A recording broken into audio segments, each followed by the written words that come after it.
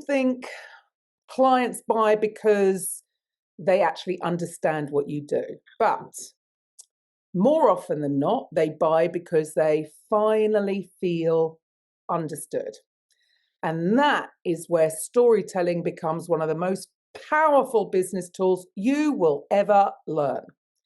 So welcome back to the Podcast Profits Unleashed podcast, where we explore how coaches, consultants, and experts can grow their business through strategic visibility, authority building, and actual conversations that create real opportunities. I'm your host, Karen Roberts, and today I'm joined by Dr. Danny Brassell, a highly sought after speaker, trainer, coach, author of 21 books, and the co-founder of Well Crafted Story. This is the perfect guest for this show. Known by many as Jim Carrey with a PhD, Danny has spoken to more than 3,500 audiences worldwide, helping entrepreneurs, executives, and organizations use storytelling and speaking as powerful tools for connection, influence, and business growth. So this episode is called Clarity Converts: How Strategic Storytelling Turns Conversations into Clients. And so if you've ever struggled to explain your value, connect with your audience, or turn speaking opportunities even into actual business opportunities, you're gonna love this conversation, because today we're exploring why the right story doesn't just capture attention, it creates trust, builds authority, and inspires action. So let's dive in. Welcome to the show, Danny. Thanks so much for having me, Karen. I love your energy. Thanks for spreading some joy around the world. We need a lot more of you, my friend. Oh, bless you. Thank you. Danny, look, we are here with an absolute expert. You've spoken to thousands of audiences around the world. So was there a moment when you realized storytelling wasn't just a communication skill, but actually a client acquisition strategy? Oh, that's a great question. Nobody's ever asked me that one, Karen. Actually, yeah. I always tell people the difference between a good speaker and a great speaker, and I started noticing this because there's really only two ways you get better at speaking. I've had lots of coaches and mentors throughout my career. One of my mentors was a guy by the name of Jim Rohn, and Jim used to say, you can't pay other people to do your push-ups. Translation, you got to do the reps. You got to get out there speaking. That's why I commend you for your podcast. How many of your friends say, I want to start a podcast, and they haven't done anything because they're just talkers? You're actually doing it. And I guarantee you, your first podcast, it stunk. And your second podcast, it stunk, but it didn't stink as bad as the first one. And now it's like you've been doing it for so long, it's this finely tuned machine, and everybody thinks that you just got there instantly, but you didn't. It took a lot of reps to get there. The second way you get better at speaking is you watch lots of speakers. I watch at least 10 speakers a day. I watched a whole bunch of commencement speeches yesterday. I watch politicians, I watch comedians, I watch televangelists, I watch them in front of big groups, in front of small groups, in front of men, in front of women. Here, I'll give you a ninja strategy. I watch a lot of televised award shows because when the person wins the Academy Award, they only have 45 seconds to connect with their audience. I want to see how they use their time. Now, most people waste their time. They get up there, they're like, I want to thank God, I want to thank the Academy. It's stupid. Nobody's paying attention. But every now and then, somebody knocks it out of the park. So a few years ago, there was a gentleman by the name of Joe Walker who won the Academy Award for Best Film Editing. Now, this is Hollywood. The important people are in the front of the room, the actors. And the camera's scanning the crowd. You can see none of them are paying attention. This is film editing.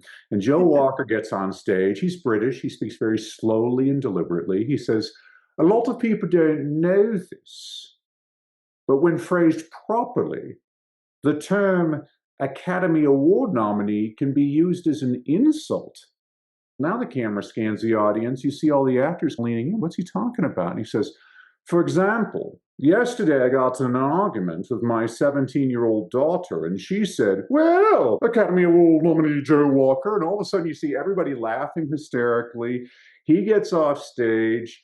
Denzel Washington wants to meet him. Sandra Bullock wants to meet him. Brad Pitt wants to meet him.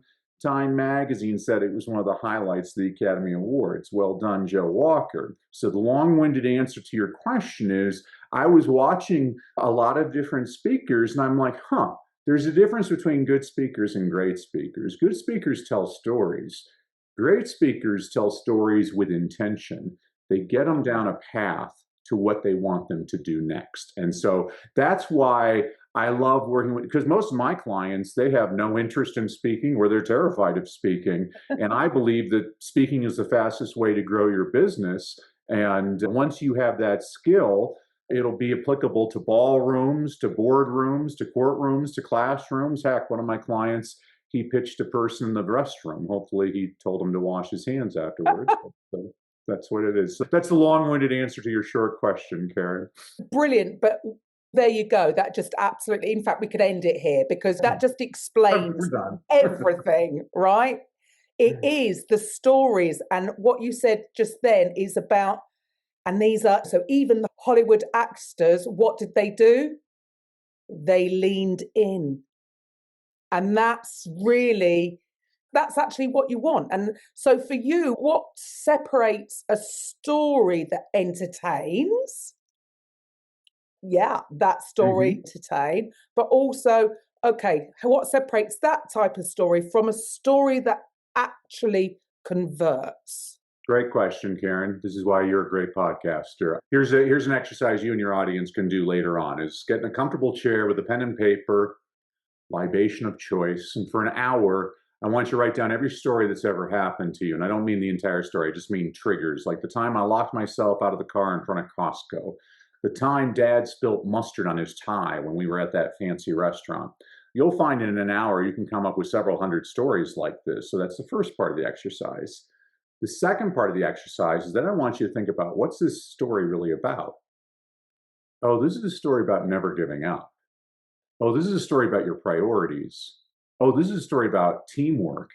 On my computer, I have hundreds of files with literally tens of thousands of stories. And so when I want my audience to have a certain emotion, or I'm trying to make a specific point, I know exactly the story that's going to get them there. For example, so I have two co-founders with Well Crafted Story, Coach Jimmy Hayes Nelson and Dave Ward. I call us the professor, the performer, and the producer, because my background's academia. Coach Jimmy was a Broadway actor, and Dave is an attorney. And I have a policy. We work with some pretty famous people and companies, and I believe in discretion. So I never tell you anybody that we actually work with.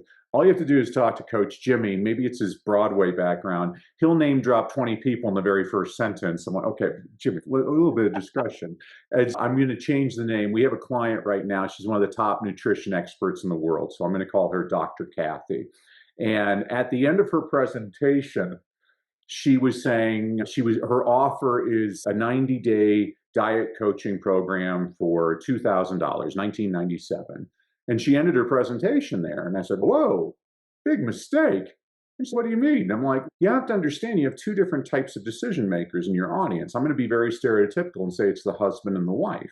Now, the husband, I call him Joe Friday. He wants just the facts. He's the guy sitting there with his arms crossed throughout your presentation, like, who's this person? What are they trying to sell me? How much does it cost? What do I got to do?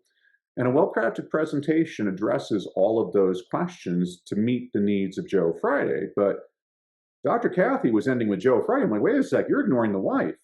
The wife is Julia Roberts. Julia Roberts, she doesn't care how much it costs. She just wants to feel good. I listen to Karen's podcast because she's like my long-lost sister. I feel such a connection with her. She's emotionally my favorite person on the planet. See, there's emotion. Most people actually are emotional decision makers, by the way. And so Dr. Kathy was potentially ignoring half of her audience. I said, you need a story. She said, what do you want me to do? I'm like, what do you want your audience to do? She said, I want them to buy my coaching program. I'm like, ugh. Yes, I know you want them to buy your coaching. Man, it went like that for 5 minutes. You're so dense, Dr. Kathy. Went back and forth. Finally, she let it slip. I want them to understand they can't do it on their own. You need to hire an expert story. She said, what? I'm like, I'll give you an example. I'll leave you all today with this. Many years ago, my wife and I, we had theater tickets. We were dressed to the nines, driving to the theater. when we got a flat tire. My wife said, I'll call AAA and get us a tow truck. I looked at her, I'm like, you don't have to call AAA. I'm a man. I can fix a flat tire. So I got out of the car and I opened up the trunk and I got out the spare tire and then I got the pumper thing and I got the big jack thing and I started trying to take the nuts out of the tire. And basically, 27 minutes later, I have grease all over my hands. I have not fixed this tire at all. I look up, my wife's standing beside the car with her arms crossed, shaking her head with an expression that says, I could have married so much better than this guy. Unbeknownst to me, she had called AAA 27 minutes earlier. And this tow truck shows up. And this 17-year-old punk kid hops out of the tow truck and proceeds to fix my flat tire in 3 minutes flat. I think there are times in life when all of us think we can do it on our own. But if you want to save time, you want to save money, you want to save a whole lot of headache and embarrassment, you hire an expert. And so now what I've shown Dr. Kathy is here's a metaphorical story that's going to last in people's brains where now they're thinking, I've tried lots of different diets in the past, but Dr. Kathy, she's cool, and I think she might know how to help me. I should get her program. That's the difference between just a story and a story with intention. Ah, love that. You're talking my language. I absolutely love this conversation because going back to the fact that rather than you telling people, because what info tells, stories sell, it's all about them coming to the conclusion themselves that you're the right fit. But I've got to say, Danny, I am so not a natural storyteller, right? But I understand that you need to do it. But it's not just about the story. So from how you've just shared that, it's also how you tell the story, how you deliver the story. So for you're the co-founder of this crafted story. If you could break it down into 3 or 4, whatever, a few essential components, what would they be? So you have to bear with me. I'm a former teacher, Karen. So everything I do either rhymes or it's alliterative. And so we call our framework the 5 C's framework. So before you put together your presentation, the first C is clarity. There are 2 questions you have to ask yourself. And you'd be amazed, Karen, 95% of our clients, when we first meet them, cannot answer one or both of these questions in a succinct manner. Those 2 questions are, who is your audience and what is the problem that you solve? Who is your audience? People say, oh, my audience is everybody. I'm like, if your audience is everybody, your audience is nobody. So I'll give you an example. When I first started speaking, I had been an inner city public school teacher. And so I trained inner city public school teachers. But then I started feeling more confident and I was able to train all teachers. And then I started teaching administrators and then parents.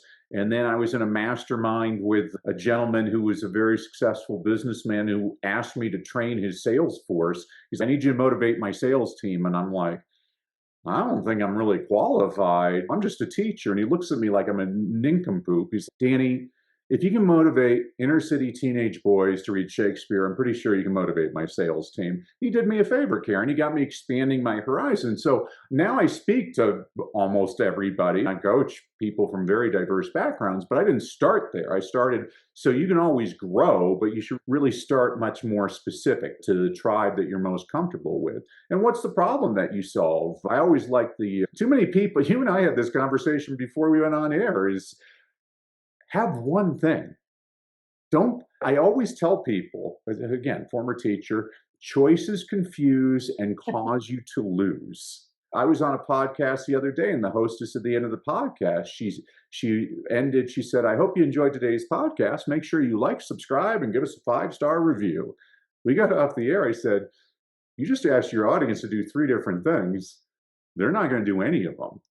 And you got to be if you look at the largest grocery store chains in the United States, you got Ralph's and Publix and Food Lion and Kroger and Smith's, whatever. They're not the number 1 grocery store chain in America by volume. The number 1 grocery store chain in America by volume is Trader Joe's. And the reason is when you go into one of these big supermarkets looking for ketchup, there's 38 different types of ketchup to choose from. When you go into Trader Joe's, there's one. It's called ketchup. They made the decision for you.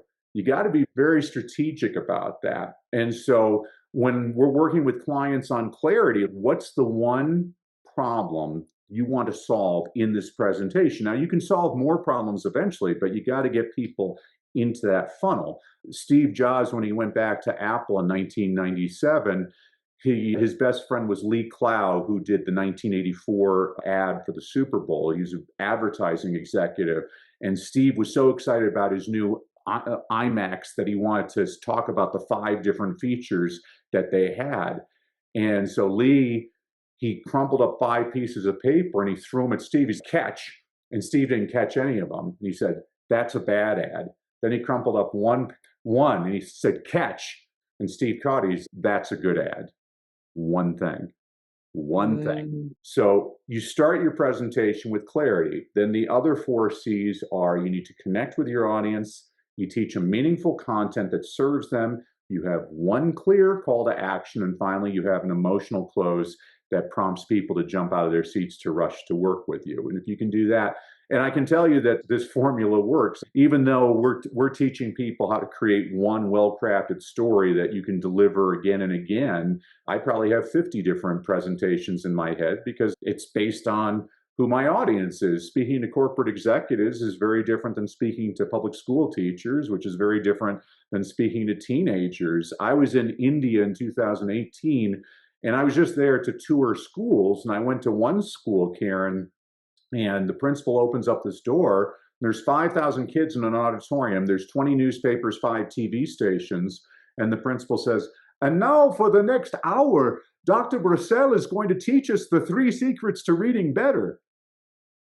Nobody's told me I'm speaking, and I have no such speech. But I got 5,000 kids. I got media in the room. Fortunately, it's India. I get to slow down my speech. So I look at the kids and I'm like, today, I am going to teach you the 3 secrets to reading better. Who wants to learn the 3? And the kids are going wild. And in my head, I'm like, what the heck are the 3 secrets to reading better? And using this exact same formula in 30 seconds, I formulated a presentation that I delivered that went out on the air to 1.5 billion people. I now have a company based on that presentation.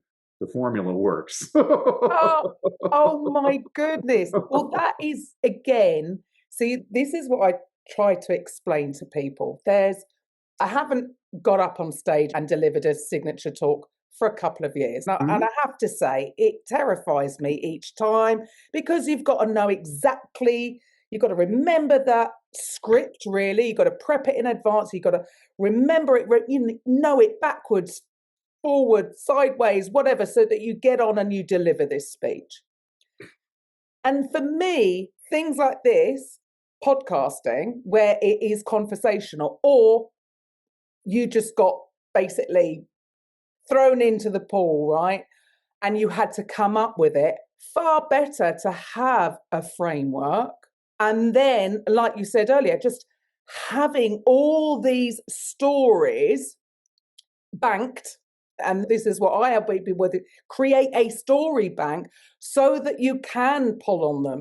And what you just said there about because your audience is so diverse, even more the reason why you should have a massive story bank, because the stories you're going to share in front of this group is going to be different, might have the same ending, the same goal, but you're going to choose a different story if you're in front of a different audience. And so for me, that is just so much easier than having to learn everything word for word, by just having that framework and being able to pull on, because at the end of the day, you know your own stories. So it's not like you've got to learn all this stuff and remember it, because they're your stories. You might need to know how to deliver the stories in a slightly different way, but you're never going to forget them. And then this word is thrown around so often, authenticity, right? You've got to be authentic. You can be. So there's a difference between going out prepared and going out scripted. You are being authentic. So if you have, so I love this, that it's all about having your story or crafting your story with intention and guiding the listeners. Brilliant.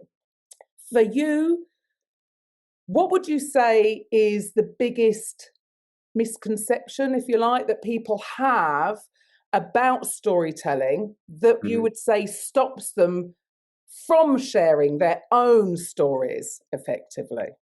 I love that. Man, Karen, where have you been all my life? I'm just going to bring you on the road. These are great questions. I think most people think that they have to be extraordinary to be on stage. And I always point out to people, if you're on stage, you've already proven you're extraordinary.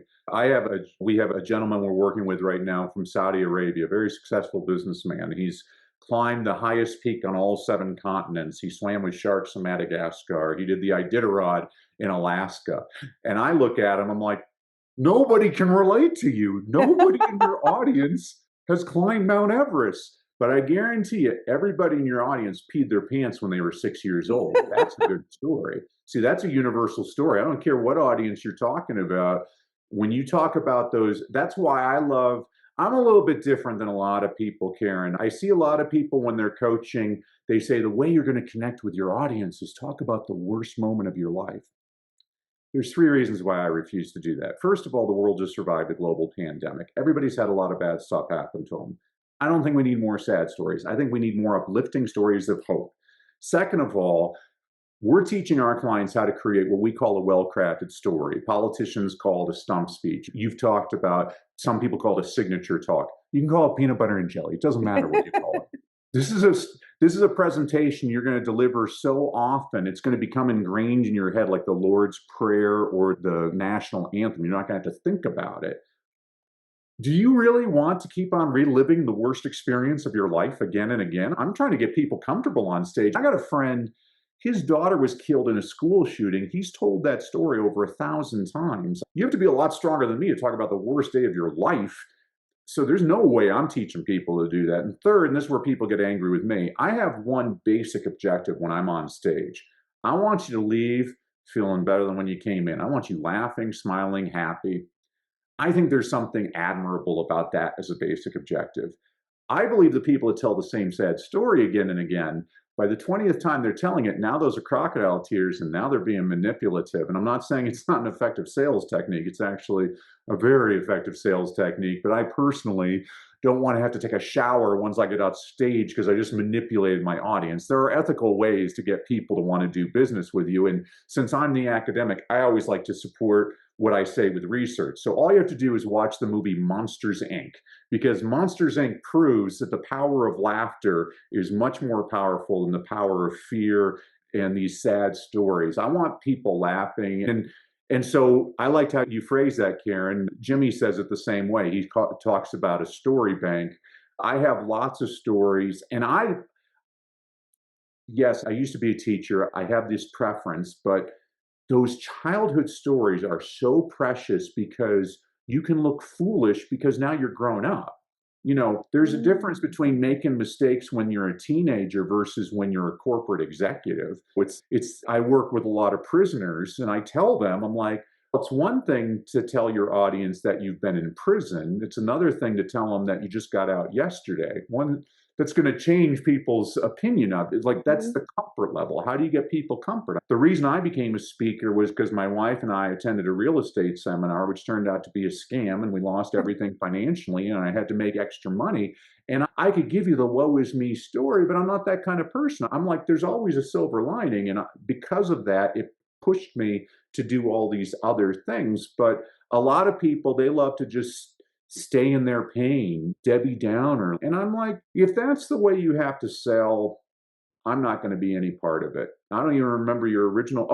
Yeah. So the original question. Okay. So here's probably the biggest mistake I see most people make on presentations. I always tell people, stop bragging. Stop telling people about your successes. Start telling people about your failures, because not everybody in your audience has succeeded, but they've all failed. And the more you share your own failures, the more your audience is going to see themselves in you. And that's ultimately the goal of your presentation, is how do I connect that makes people interested enough for a second date? Again, yeah.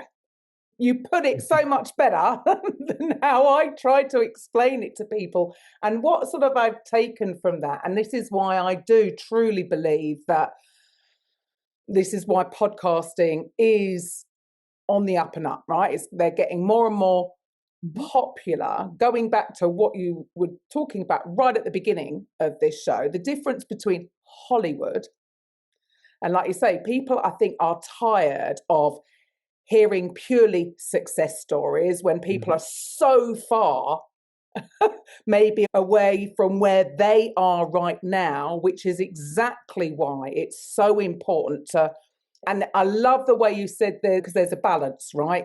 You don't have to go on about the worst thing, but what you can do is still be vulnerable and open enough to share some of the failures, because I don't believe that anybody got all the way to massive success without failing. Is there anybody? Like, show them to me. Or that they got there by themselves. So everybody has got, because they've got stories of failure somewhere along the line, because nothing ever goes totally according to plan the whole way through. And that is it. That is what I think people are missing, because people need to understand that it's not just them having a down day or that thing didn't work out. They need to hear that these other people out there that are having success, they've been there too. And that is what is real. That is what resonates with them. And so, yes, I love the difference that you're sharing there, that you don't have to go on about the worst thing. And at the end of the day, what you think about, you bring about, right? So when people are, that's really tragic. If you had to repeat, a terrible, tragic thing about your own family all the time, I can't imagine that has any kind of positive input on them, right? On their emotional well-being. It's really not a good tactic. But I think a lot of people get confused with that. They've been taught that, yes, they've got to be more, show their vulnerability. Yeah, but you don't have to go on about the very worst things, just some things that are relevant. And like you say, it's all got to be intentional. It's all got to link up to, at the end of the day, what is it? Where do you want the listeners to go? What is this actual journey? Absolutely. Yeah, it ties in perfectly. There's a lot of entrepreneurs out there that also think that they need a bigger audience before storytelling matters. What would you say to someone who believes they don't have enough visibility yet? There's no better way to get visibility than speaking. When I first started, so I was forced. I had to make money. I'm a husband and a father, and I'm like, I consider myself the provider, and I was looking for ways to make money. I'm speaking. So when I first started speaking, I'd speak anywhere, and I'd speak for free, but I always had a contract. And in my contract, it would say, I will waive my $5,000 speaking fee. I wasn't making $5,000, but they didn't know that. In exchange for, and I had 10 items on my list, Karen. So it was like 1, a video testimonial from your organization's president. 2, 3 written testimonials from audience members. 3, if you're videotaping, I want a copy of the videotape. 4, give me 2 referrals to other organizations that could benefit from my speaking. 5, if you have a company newsletter, I want to be able to write a monthly column for the next year. I had 10. I don't remember all 10. And I was hoping people would do one of them. Everybody did at least one, Karen, and a lot of them did 10. So within a few months, I had hundreds of testimonials, referrals to organizations. I had video of me speaking. I'm working with a woman right now who actually does want to be a speaker. And she told me she wanted to be a $10,000 an hour speaker. And so the question I asked her is, do you look like a $10,000 an hour speaker? And she said, what do you mean? I'm like, do you have a website? She said, no. Do you have a speaking reel? No. Do you have video testimonials? No. Do you have a brochure? No. Let me ask you a question. Do you look like a $10,000 an hour speaker? And I'm not telling her she can't be. We're going to get her there. But you got to look the part. Now, I mean, I was telling my kids this the other day. They're like, how much money do you make, Dad? I'm like, my first year teaching, I made a certain amount of money. And when I first started speaking, I was so excited. I made that once in a month. And then a year later, I made that in a week. And then a year later, I made that in a day. And now I make it in 45 minutes. And the kids are like, whoa. And I'm like, but it was a process. So the people that are just starting out, I love what you're all about, Karen, because people always look at the success. They don't look at all the work behind the scenes. I'm a huge golf fanatic, and Gary Player has one of the sweetest swings ever. It's a perfect swing. And people for years have told him, oh, I wish I had your swing. I wish I had your swing. And he was fed up one day. He's like, no, you don't. You don't want to get up at dawn and hit 1,000 balls until your palms are bleeding and then have to bandage your palms and then hit another 1,000 balls a day. No, you wish you had my swing without doing anything for it. That's exactly right. Most people aren't willing to do the work. And that's, again, look at your podcast. So many people say, I want a podcast. And I just heard the statistic. It's not even 50%. It's above 50% of podcasts have one episode. Oh, And those are the people that actually decided to have a podcast. How many people thought they wanted one? They never had one. And then it was like, I think then another 20% give up after 2 episodes of their podcast.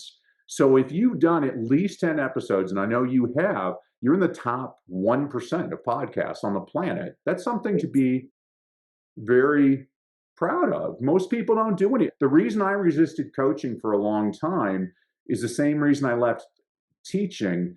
You have to know this about me. I'm obsessive compulsive. I will not let you fail. I will be on your back, holding you accountable until you succeed. Now that I work primarily with entrepreneurs and business owners and executives who pay me a lot of money, they're highly motivated. They do the work. It's been the most rewarding thing I've probably ever done. And now I'm just going round and round. But I admire you, Karen. I admire what you're doing. I admire what you're all about. And I have an underhanded objective. My goal is I feel that women and minorities are completely underrepresented on stages. I don't know why in today's world we're still having this conversation, but I see it. And I'm like, I'm trying to find more women and minorities on stages because kids need to see. A former teacher, me, and I'm not saying race and gender mean everything, but they mean something because I was once, when I was in India and I started speaking to schools, not by choice, the kids would get all excited. And a teacher told me I was having such an impact on them, but I thought about, but what if I was from India? And what if I was from their neighborhood? And people they just need to see, oh, wow, because then you've taken away the excuse. Most people love to come up with the excuse. I can't because, I'm like, no, wait a sec. This is why people need to hear the stories of people that have succeeded. You have to see the adversity. I completely agree with you. There's nobody that's gotten here without going through a lot of darkness before they got to that light. Totally. It doesn't happen overnight. And you're so right.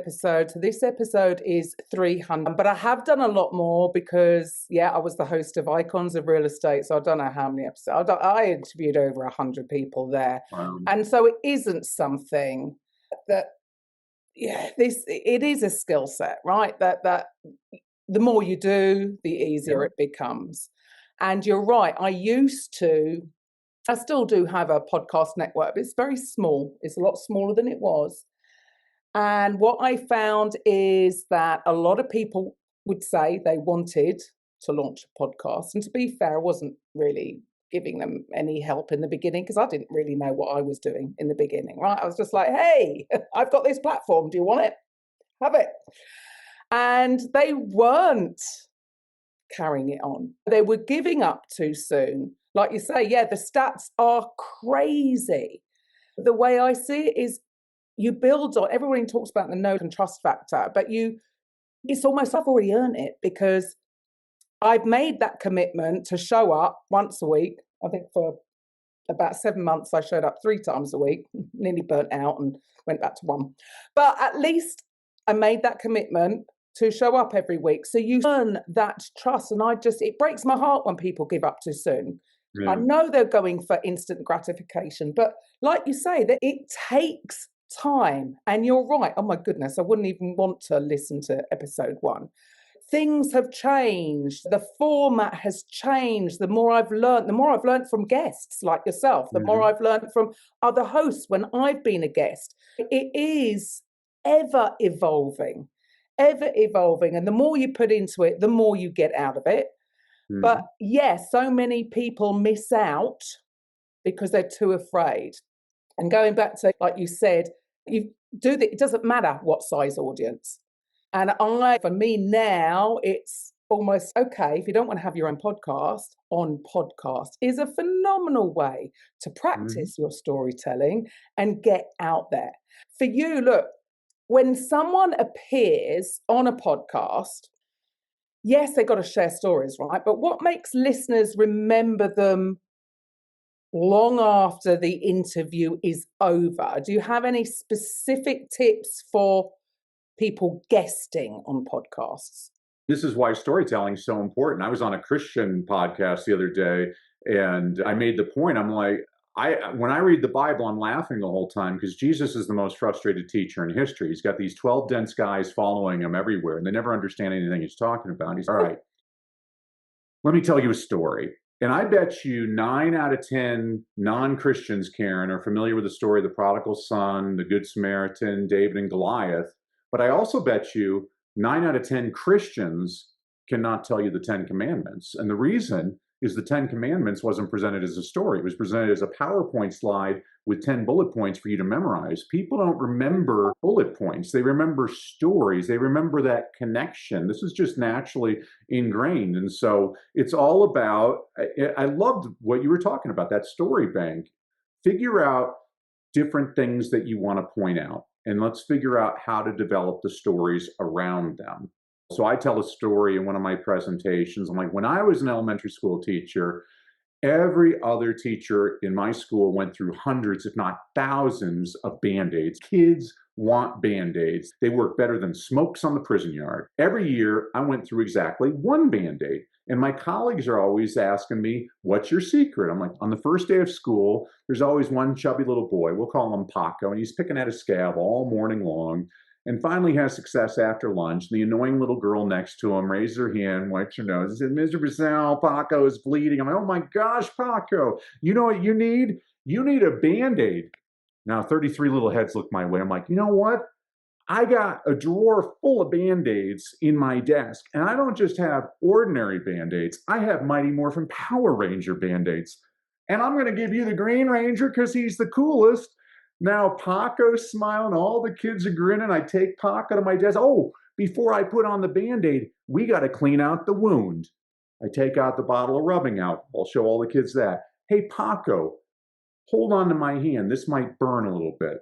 I start pouring on the rubbing. Ah, there you go. Hey, anybody else need a Band-Aid? My students can have a skull fracture, and they will never ask me for a Band-Aid. Ladies and gentlemen, I'm not going to give you Band-Aids tonight. I'm going to give you practical strategies on how to use storytelling to increase your business. And so look at that. That story has nothing to do with what I'm talking about, but what I'm trying to do is how do I build rapport with everybody? I'm going to get people laughing. Now they know my background about being a teacher and everything. They already have it in mind. Okay, this is going to be fun tonight. I don't want this to be, because most presentations suck. I watch a lot of presentations and I'm constantly watching, and we're working with this company in Silicon Valley, and it's this group of engineers. So let's just say engineers are introverted people. They're not exactly outgoing. And the lead engineer, they're doing a venture capital raise for $70 million. And he's the nicest guy on the planet, Karen. He's an Indian guy. And he's, oh, Benny, please make me funny, man. The people don't listen to me if I'm not funny. And all we did, so he has a 12-minute pitch, and he has a very difficult name to pronounce. And so I'm not going to give you, so all we did is now he starts off his presentation. He's, hello, my name is Shubhanakar Majaruddin. Gee, I sure hope I'm pronouncing that correctly. I'm not trying to make him a stand-up comedian. I'm trying to get it. So now all the audience, they're going to smile. This guy doesn't take himself too seriously, because there's nothing worse than the jerk that takes themselves too seriously. I can't stand those. The people, oh man, this is why I hate social media. Social media is a complete lie. I guarantee you 99% of the people on social media, oh, look at my car and look at my hot wife. I'm like, oh yeah, hot wife number 7. The kids don't know you. The car isn't yours, it's a rental. It's, to me, when I watch social media, it's like going on the Haunted Mansion ride at Disneyland. If you ever go on that ride, you start off, you're in this room and there's these paintings of all these happy people. And then the floor starts going in, and it turns out the girl that's the beautiful girl with the parasol, she's on a tight wire above a moat with an alligator about to eat her. And the guy that's smiling, he's sitting on a barrel of dynamite. I'm like, that's social media. That's what it is. People, they're presenting themselves. And this is where I believe in authenticity. And so what I'll do, so here's a ninja strategy, is I don't like to brag on stage. And so I've written an introduction that makes me sound like Jesus Christ, but somebody else is introducing me as Jesus Christ. And so then I can get on stage. I'm like, yeah, Jesus Christ forgot to wear his dress socks today. Now people are laughing. He's just like me. Because former school teacher, Karen, in the first 5 minutes of your presentation, you need to rap. You need to show that you're relatable. You need to demonstrate your authority, and you have to share your purpose. So let me demonstrate. Relatable. Man, I am just like you. I've had that same problem. Authority. And I solved that problem.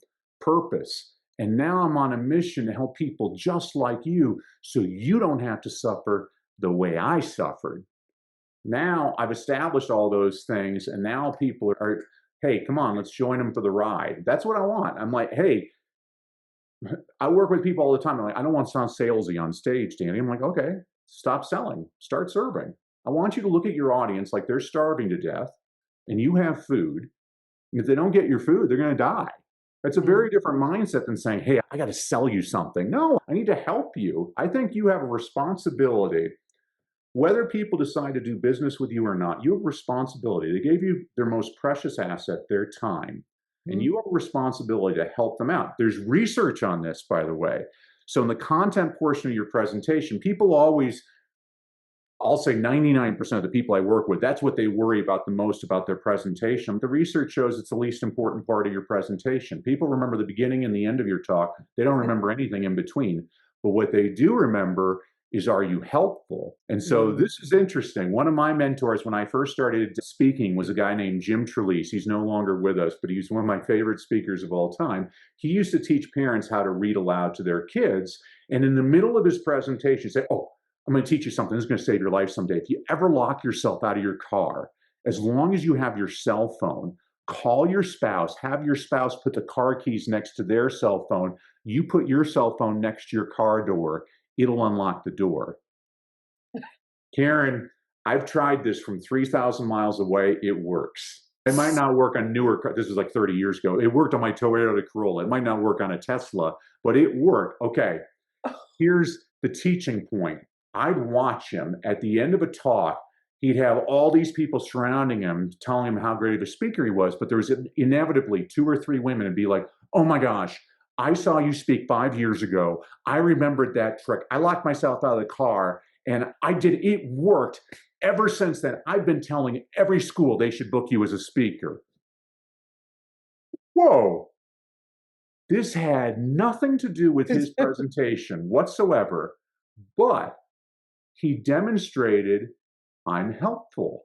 And that's what people remembered. Hey, there's a person I can trust. I'm working with a woman right now. She works with clinically depressed patients. And so she was speaking at a convention. I said, tell everybody to take a pen and bite down on it. Because when you bite down on a pen or a pencil, it actually fools your brain into thinking you're smiling, and your brain produces the same number of endorphins as if you actually were smiling. So I've just given you an activity. When you're feeling down, here's a way to actually trick your brain into happiness. That's when I speak, I say, hey, most people, anybody have a cell phone? Everybody holds up their cell phone. I'm like, hey, most people are wasting their time on social media, but when used properly, this is a wonderful tool. So I always am setting reminders throughout the day for me. I'm a bad Christian trying to learn scripture. So every day at 3:23, I've been practicing Colossians 3:23, which is whatever you do, work at it with all your heart as working for the Lord, not human masters. Okay, good. I've learned that one. I can learn another one. I had read Dune by Frank Herbert, and there's a great piece in Dune called The Litany Against Fear. I've been practicing this. So every day at 9:11, I practice, I must not fear. Fear is the mind killer. Fear is the little death that brings total obliteration. So I go through that. I got married on December 20th. And so every day at 12:20, I have an alert to tell my wife that I love her. So what I've done is and that's exactly what the audience is. Oh, he's Yeah. nice. It is true though. But what I've done is I've taken a tool that all of them have, but I've shown them a different use for it. And so that's really important that's why I do podcasts is I never know where you're going to take me on questions, but hopefully I've already given enough little gems throughout the presentation where a person like this wasn't a waste of time. Oh, that was all right. Absolutely. Absolutely. So many. I mean, look, I'm going to have to go back, I think, and listen and count how many stories you have shared today with us to illustrate certain things and done so well. And so really also what I've learned from you is, and which I knew, and I've never been to basically learn a bit of comedy, bit of stand-up comedy. What's the word I'm looking for? Improvisation. Yeah. That with you either delivering your stories or just, coming up with things, because you're so right. You've got to make people laugh. Yeah, don't take it so seriously. I'm not a neurosurgeon. It's just two people here having a conversation. That is it. And hopefully you have made some of the listeners prick their ears up and go, oh, I've never thought of it like that. And that's the whole goal, isn't it? To shift them, to move them along so if people think, I need a little bit of help with this, what should the listeners do next, Danny? As a thank you to you and your audience for having to listen to all my stories today, Karen, I want to give everybody a freebie. So if you go to freestorymap.com, I'm going to give you a personal, complimentary 30-minute phone call with me. What this is an opportunity for me to learn all about you and figure out how to craft your well-crafted story. What this does for you is it takes the guesswork out of what story should I use in my presentation and where exactly should I put it in my presentation. And what this means is you now have an actual system to convert your audiences into actual clients. You can get that at freestorymap.com. And again, Karen, thank you so much, not just for having me on the show, but for all that you do. You inspire me, and I'm really glad that you're continuing your podcast. You've been a fantastic guest. And why? Why is that, listeners? Do I talk about this quite a lot? It is about the storytelling. There you go. You've just learnt really from the best. So if you need help with this, I would definitely take him up on that offer. And before we wrap up, I want to leave you with one final thought too. Really what Danny has shared today isn't really just about storytelling. It's about connection. That's what the stories do. The right story helps people see themselves in your journey, understand the value that you bring, and hopefully trust you enough to take the next step. So I'm sure the listeners will take the next step with you, Danny. And look, here's the truth. Most coaches and consultants already have powerful stories. So if you don't do anything other than what Danny spoke about right at the beginning, take time out and make a list. Write those stories down, right? Create that story bank. A lot of people, they don't know which stories to tell. So his advice there was top notch. And you can add that to my story bank, which is free. And what I do, it is a chat GPT. And I'll tell you for why. It's because I am not a natural storyteller. So I can witter away if I use Whisper into the chat GPT, or I can type away and go on and on about that particular story. And what it will do is it will regurgitate it in a way into a fantastic way to deliver it, because it's about delivery. And I'm sure, like Danny said, this doesn't happen overnight. I'm sure Danny didn't become the expert speaker straight away. It took practice. Like he said, he still does listen to other speakers all the time. You've got to practice your craft. So ChatGPT is a bit of a cheat. It'll help you uncover and organize and refine the stories that are hidden inside your experience so that you can use them on podcasts or even in your content, on stages, if you will, and in conversations with potential clients. Because when your stories are clear, your message becomes clear. And what did we say right at the beginning? Clarity converts.